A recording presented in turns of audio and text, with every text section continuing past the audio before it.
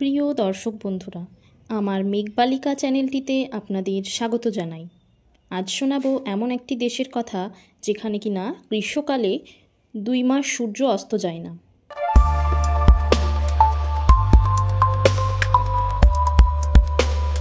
দুই মাসই আকাশে সূর্যের আলো দেখা যায়, তাই একে নিশীথ সূর্যের দেশ বা মধ্যরাতের দেশও বলা হয়ে থাকে। আবার একইভাবে শীতকালে এখানে 2 মাসই সূর্য ওঠেই না। হ্যাঁ, ঠিকই শুনেছেন আপনারা। অনেকটা অবাক করার মতো কথা বলছি, তাই না? সেই দেশটি হলো ইউরোপের একটি দেশ, যার নাম হলো নরওয়ে। এই দেশটি ছবির মতোই অনেকটা পরিষ্কার পরিচ্ছন্ন এবং গোছানো ও প্রাকৃতিক সৌন্দর্যে ভরপুর। এই দেশে কোনো রকমের রাজনৈতিক হিংসা দ্বন্দ্ব এই সব কিছু খুব একটা নেই বললেই চলে। এই দেশের নাগরিকরা খুবই স্বাচ্ছন্দ্য সহকারে এবং স্বাধীনভাবে সুন্দর জীবনযাপন করে। এই জন্যই সুখী দেশের তালিকায় সবসময় প্রথম সারির দিকে রয়েছে এই নরওয়ে দেশটি। আজ এই নরওয়ে দেশটি সম্পর্কেই সব রকম তথ্য আপনাদের জানাবো, তাই ভিডিওটি স্কিপ না করে সম্পূর্ণ দেখার অনুরোধ রইল। আর যারা আমার চ্যানেলে নতুন দর্শক বন্ধুরা রয়েছেন, তারা আমার চ্যানেলটি সাবস্ক্রাইব করে পাশে থাকা বেল আইকনটি প্রেস করার অনুরোধ রইল, যাতে করে পরবর্তী ভিডিওর নোটিফিকেশন সবার আগে পৌঁছায় আপনাদের কাছে। চলুন তাহলে আজকে জেনে নেব এই নরওয়ে দেশটির বেশ কিছু নতুন তথ্য সম্পর্কে। নরওয়ে, যার সরকারি নাম নরওয়ে রাজ্য, উত্তর ইউরোপের একটি নর্ডীয় দেশ, যার মূল মহাদেশীয় অঞ্চলটি ইউরোপের স্ক্যান্ডিনেভিয়ার পশ্চিম ও উত্তর প্রান্ত নিয়ে গঠিত। সুমেরু অঞ্চলের ইয়ানমাইন দ্বীপ ও সভালবার্ড দ্বীপপুঞ্জটি নরওয়ের মধ্যে পড়েছে। উপরের এই ছবিটিতে যে পতাকাটি দেখানো হচ্ছে সেটি হলো এই নরওয়ে দেশের পতাকা, এবং এই চিত্রটি হচ্ছে জাতীয় মর্যাদাবাহী নকশা। এই নরওয়ে শহরের রাজধানী ও বৃহত্তম নগরী বা বস্তি হলো অসলো।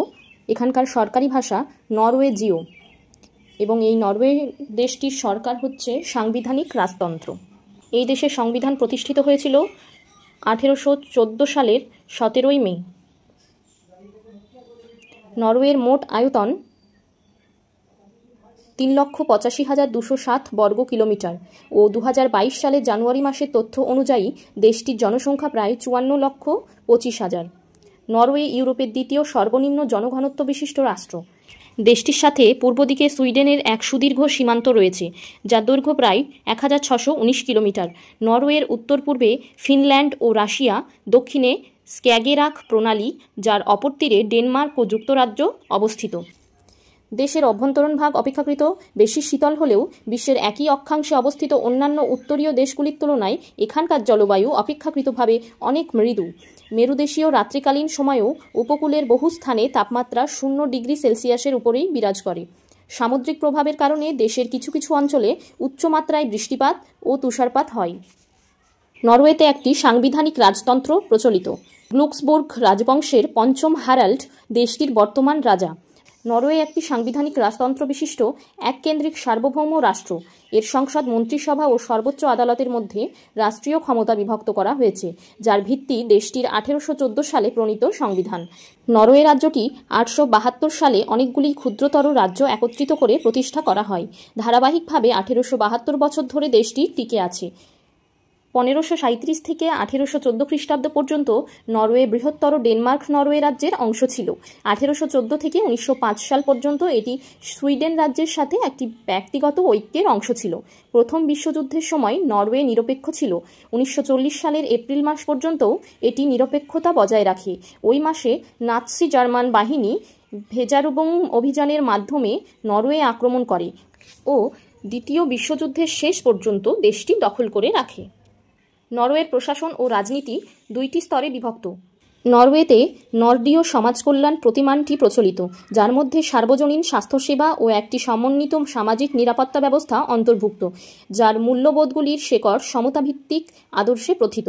নরওয়েজীয় রাষ্ট্রপ্রধান প্রধান শিল্প খাতগুলির বড় অংশের মালিকানার অধিকারী। দেশটির খনিজ তেল, প্রাকৃতিক গ্যাস, খনিজ, কাঠ, সামুদ্রিক খাদ্য ও সুপেয় পানির বিশাল মজুদ আছে। খনিজ তেল শিল্প খাতটি দেশের স্থূল জাতীয় উৎপাদনের প্রায় 1/4 জন্য দায়ী। মাথাপিছু হিসাবে মধ্যপ্রাচ্যের বাইরে নরওয়ের বিশ্বের বৃহত্তম খনিজ তেল ও প্রাকৃতিক গ্যাস উৎপাদক। বিশ্বব্যাংক ও আন্তর্জাতিক মুদ্রা তহবিলের তালিকায় দেশটি মাথাপিছু স্থূল জাতীয় উৎপাদন বিশ্বের চতুর্থ সর্বোচ্চ। তবে মার্কিন রাষ্ট্রীয় গুপ্তচর সংস্থা সেন্ট্রাল ইন্টেলিজেন্স এজেন্সির 2015 সালের তালিকা অনুযায়ী স্বশাসিত ভূখণ্ড ও অঞ্চলগুলি সহ ওই সূচকে নরওয়ের অবস্থান 11তম। দেশটি বিশ্বের সর্ববৃহৎ সার্বভৌম সম্পত্তি তহবিলের অধিকারী, যার মূল্যমান 1 লক্ষ কোটি মার্কিন ডলার। 2009 খ্রিস্টাব্দ থেকে নরওয়ের মানব উন্নয়ন সূচকে বিশ্বের শীর্ষস্থানে অবস্থান করছে। এর আগে 2001 থেকে 2006 সাল পর্যন্ত দেশটি বিশ্বের শীর্ষস্থানে ছিল। এবার আসি নরওয়ের ভৌগোলিক অবস্থান সম্পর্কে। নরওয়ের উত্তর ইউরোপের স্ক্যান্ডিনেভিয়ার পশ্চিম অংশে অবস্থিত। নরওয়ে সুইডেন সঙ্গে 1619 কিলোমিটার, ফিনল্যান্ডের সঙ্গে 727 কিলোমিটার এবং পূর্ব রাশিয়ার সঙ্গে 196 কিলোমিটার সীমানা আছে। এবার জানবো এখানকার শিক্ষা সম্পর্কে। এই দেশটি শিক্ষা খাতে জিডিপির প্রায় 6.7% খরচ করে, যা বিশ্বে সর্বোচ্চ। জাতীয়তাভেদে এখানে অবৈতনিক শিক্ষা ব্যবস্থা চালু আছে। এবার জানবো নরওয়ে দেশের রাজনীতি এবং সরকার সম্পর্কে। এখানে যে ছবিগুলি প্রদর্শিত করা হয়েছে সেগুলির মধ্যে এটি হলো অসলোর রাজপ্রাসাদ। এই ছবিটিতে দেখানো হয়েছে সস্ত্রীক পঞ্চম হ্যারাল্ডকে। আর ইনি হলেন নরওয়ের প্রধানমন্ত্রী জোনাস গহর স্টোর, 14 অক্টোবর 2021 সাল থেকে। এই ছবিটি হলো নরওয়ের সংসদ ভবন। নরওয়েকে বিশ্বের সবচেয়ে উন্নত গণতন্ত্র এবং অন্যতম ন্যায়বিচারপূর্ণ রাষ্ট্র হিসাবে বিবেচনা করা হয়। 2010 সাল থেকে গণতন্ত্র সূচক অনুসারে নরওয়ে বিশ্বের সবচেয়ে গণতান্ত্রিক দেশ হিসেবে শ্রেণীবদ্ধ হয়ে আসছে। নরওয়ের সংবিধান অনুসারে, যা 17 মে 1814 সালে গৃহীত হয়েছিল এবং মার্কিন যুক্তরাষ্ট্রের স্বাধীনতার ঘোষণাপত্র এবং ফরাসি বিপ্লব দ্বারা অনুপ্রাণিত হয়েছিল, নরওয়ে একটি সাংবিধানিক রাজতন্ত্র যেখানে সংসদীয় সরকার ব্যবস্থা রয়েছে, যেখানে নরওয়ের রাজা রাষ্ট্রপ্রধান এবং প্রধানমন্ত্রী সরকার প্রধান। সোন্ডারবার্গ গুলক্সবার্গ বংশের পঞ্চম হ্যারাল্ড নরওয়ের সিংহাসনে আরোহণ করেন। ক্রাউন প্রিন্স হাকন হলেন সিংহাসনের উত্তরাধিকারী। এই দেশের প্রধানমন্ত্রী শাসন বিভাগ পরিচালনা করেন এবং সংবিধান দ্বারা অর্পিত ক্ষমতা প্রয়োগ করেন। নরওয়ের একটি রাষ্ট্রীয় গির্জা রয়েছে, নরওয়ের লুথেরান চার্চ, যা ধীরে ধীরে দৈনন্দিন কাজে আরও অভ্যন্তরীণ স্বায়ত্তশাসন লাভ করেছে, তবে এখনও এর বিশেষ সাংবিধানিক মর্যাদা রয়েছে। এবার জানবো এখানকার প্রশাসনিক বিভাগ সম্পর্কে। নরওয়ে একটি এককেন্দ্রিক রাষ্ট্র, 15টি প্রথম স্তরের প্রশাসনিক কাউন্টিতে বিভক্ত। এবার আমরা জানবো নরওয়ের আবহাওয়া সম্পর্কে। নরওয়ের জলবায়ু বিশেষ করে উপকূল বরাবর গালফ স্ট্রিমের কারণে উল্লেখযোগ্যভাবে উষ্ণ, যা এত উচ্চ অক্ষাংশে প্রত্যাশিত হবে না। শীতের দৈর্ঘ্য এবং তুষারের পরিমাণ উল্লেখযোগ্যভাবে এখানে পরিবর্তিত হয়। উত্তরে বেশি তুষার পড়ে এবং শীতকাল অন্ধকারাচ্ছন্ন। দক্ষিণ এবং পশ্চিম উপকূলে শীতকাল মাঝারি এবং বৃষ্টিপাতপূর্ণ। আরও অভ্যন্তরে তাপমাত্রা সহজেই -25 ডিগ্রি সেলসিয়াসের নিচে নেমে যেতে পারে। ফিনমার্কের অভ্যন্তরে জানুয়ারিতে -25 ডিগ্রি সেলসিয়াস থেকে -35 ডিগ্রি সেলসিয়াস সাধারণ। কিছু পর্বত এলাকায় হিমবাহ এবং স্থায়ী তুষার রয়েছে, তবে মূল ভূখণ্ডে শুধুমাত্র কিছু ছোট এলাকায় স্থায়ীভাবে জমাট মাটি রয়েছে। পশ্চিম নরওয়ের উপকূল ইউরোপের মধ্যে সবচেয়ে বৃষ্টিপূর্ণ। পূর্ব নরওয়ে মূলত বৃষ্টির ছায়ায় এবং তুলনামূলকভাবে শুষ্ক। প্রকৃতপক্ষে উত্তর অপল্যান্ড ইউরোপের মধ্যে সবচেয়ে শুষ্ক এলাকাগুলির মধ্যে একটি। উত্তর নরওয়ের অভ্যন্তরেও খুব কম বৃষ্টিপাত হয়। নরওয়ের আবহাওয়া গ্রীষ্মকালে সবচেয়ে মনোরম। যদি আপনি তুষার পছন্দ করেন তাহলে ডিসেম্বর থেকে এপ্রিল পর্যন্ত নরওয়েতে যান। উপকূল বরাবর এবং পশ্চিম নরওয়ের দক্ষিণ অংশে শীতকালে সামান্য তুষার বা তুষারপাত হয় এবং এমনকি শীতকালেও স্কিংয়ের খুব কম সুযোগ রয়েছে। পর্বতগুলিতে মে পর্যন্ত তুষার থাকে এবং কিছু পর্বত পাশ মে মাসের শেষ পর্যন্ত বন্ধ থাকে। যদি আপনি মে মাসের শুরুতে আসেন তবে কিছু পাশ এখনও বন্ধ থাকতে পারে, তবে যেহেতু তুষার খুব দ্রুত গলে যাচ্ছে, আপনি প্রচুর জলপ্রপাত উপভোগ করার সুযোগ পাবেন, যা তারা অদৃশ্য হওয়ার আগে, এবং এই সময়ে পর্যটকদের সংখ্যা খুবই কম। এই শহরের প্রধান ছুটির দিনগুলি হলো ইস্টার, ক্রিসমাস মানে 24শে ডিসেম্বর, 25শে ডিসেম্বর এবং 26শে ডিসেম্বর সবই ছুটি হিসাবে বিবেচিত হয়, এবং জুলাই মাস জুড়ে সাধারণ ছুটি।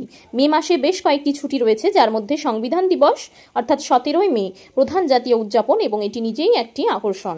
এবার জেনে নেব এখানকার বন্যপ্রাণী সম্পর্কে। নরওয়ের উপকূল বরাবর প্রচুর পাখি রয়েছে। কয়েকটি পাখির ক্লিফ, যেখানে লক্ষ লক্ষ পাখি বাসা বাঁধে, সেগুলি প্রাকৃতিক রিজার্ভ হিসাবে সুরক্ষিত। সমুদ্রের মৎস্য খুব সমৃদ্ধ, যদিও একটি সীমিত সংখ্যক প্রজাতি এবং কোড দ্বারা প্রভাবিত। সমুদ্রের স্তন্যপায়ী প্রাণী যেমন কিলার তিমি, হারবার পোরপয়েস এবং শিলমোহর মাঝে মাঝে বা নির্দিষ্ট ঋতুতে উপকূল বা ফিয়র্ডে দেখা যায়। 3টি প্রধান ধরনের বড় গেম রয়েছে: এল্ক, লাল হরিণ এবং রেইনডিয়ার। বন্য রেইনডিয়ার মূলত উচ্চ মালভূমি এবং পর্বতমালায় ঘোরাফেরা করে এবং কাকতালীয়ভাবে খুব কমই দেখা যায়। রেইনডিয়ার বড় পাল নিয়ে বাস করে এবং বিরক্ত করা উচিত নয়। আসুন জেনে নিই নরওয়ের রন্ধন প্রণালী সম্পর্কে গত কয়েক দশকে নরওয়েজিয়ান খাদ্যাভ্যাস আরও বিশ্বজনীন হয়ে উঠেছে। তবে ঐতিহ্যবাহী নরওয়েজিয়ান খাবার এখনও ব্যাপকভাবে খাওয়া হয়, যা উত্তরাঞ্চলের জলবায়ুতে জন্মাতে পারে। নতুন ফসল আসা পর্যন্ত 1 বছর সংরক্ষণ করা যায় এবং কঠোর পরিশ্রম করার জন্য যথেষ্ট শক্তি সরবরাহ করে। ঐতিহ্যবাহী খাবারে আঞ্চলিক বৈচিত্র্য বিশাল এবং তাই যা একজন নরওয়েজিয়ানের জন্য প্রচলিত ঐতিহ্যবাহী বলে মনে করা হয়, তা অন্য একজনের জন্য সম্পূর্ণ অজানা হতে পারে। সাধারণ উদাহরণ হলো ইস্টযুক্ত এবং ইস্টবিহীন রুটি এবং অন্যান্য বেকারি, পরিজ, স্যুপ, আলুর উদ্ভাবনী ব্যবহার, লবণাক্ত এবং ধূমায়িত মাংস এবং তাজা লবণাক্ত বা ধূমায়িত মাছ। শুকনো কোড এবং লবণাক্ত কোড পশ্চিম এবং উত্তর উপকূলীয় সম্প্রদায়ের প্রধান খাদ্য এবং বসন্ত এবং গ্রীষ্মে বাইরের জারগুলিতে শুকাতে দেখা যায়। নরওয়ের জাতীয় খাবার হলো ফরিকল যা ভেড়ার মাংস এবং বাঁধাকপির স্টিউড ক্যাসেরোল। অন্যান্য বিশেষত্বগুলির মধ্যে রয়েছে লুটেফিস্ক বা লাই ফিশ, যা শুকনো বা লবণাক্ত মাছ থেকে তৈরি এবং লাইয়ে প্রক্রিয়াজাত করা হয়, এবং আলুর ডাম্পলিং, যা লবণাক্ত মাংস বা মাছের সাথে মিশ্রিত দিয়ে পরিবেশন করা হয়। নরওয়েতে সহিংস অপরাধের হার খুবই কম। পর্যটকরা গাড়ি ভাঙচুর এবং সাইকেল চুরির শিকার হওয়ার সম্ভাবনা বেশি। গ্রীষ্মের সময় শহুরে এলাকায় পকেটমার একটি সমস্যা হতে পারে, তবে এটি বৃহত্তর ইউরোপীয় শহরগুলির মতো নয়। সর্বদা আপনার জিনিসপত্র নিরাপদ রাখুন, আপনার গাড়িতে মূল্যবান জিনিস দৃশ্যমান অবস্থায় রাখবেন না এবং আপনার সাইকেলটি নিরাপদে লক করুন। এগুলো বলার একটাই কারণ, যদি কখনো আপনারা এই দেশটিতে ঘুরতে যান তবে এই জিনিসগুলো অবশ্যই খেয়াল রাখবেন। জনসমক্ষে ছুরি এবং আগ্নেয়াস্ত্র বহন করা সাধারণত অবৈধ। এখন আমরা জানব এই নরওয়ে দেশটির অর্থনীতি সম্পর্কে। ইউরোপীয় দেশগুলির মধ্যে নরওয়েজীয়রা দ্বিতীয় সর্বোচ্চ মাথাপিছু জিডিপি এবং বিশ্বে ষষ্ঠ সর্বোচ্চ মাথাপিছু জিডিপি উপভোগ করে। নরওয়ে আর্থিক মূল্যের দিক থেকে দ্বিতীয় ধনী দেশ, যেখানে মাথাপিছু মূলধনের রিজার্ভ সবচেয়ে বেশি। 2009 সালে নরওয়ে ইউএনডিপি মানব উন্নয়ন সূচকে বিশ্বে প্রথম স্থান অর্জন করেছিল। নরওয়ে জীবনযাত্রার মান বিশ্বের মধ্যে সর্বোচ্চ। নরওয়ে বিশ্বের 5ম বৃহত্তম তেল রপ্তানিকারক এবং 3য় বৃহত্তম গ্যাস রপ্তানিকারক। নরওয়ে বিশ্বের 2য় বৃহত্তম মাছ রপ্তানিকারক। মাছের খামার ও ধরা মাছ থেকে প্রাপ্ত মাছ মূল্যের দিক থেকে 3য় বৃহত্তম রপ্তানি পণ্য গঠন করে। নরওয়ে বিশ্বের বৃহত্তম স্যামন উৎপাদক। প্রাকৃতিক সম্পদের উপর ভিত্তি করে গড়ে ওঠা অন্যান্য দেশ যেমন রাশিয়া নরওয়ে থেকে শিখতে চেষ্টা করছে।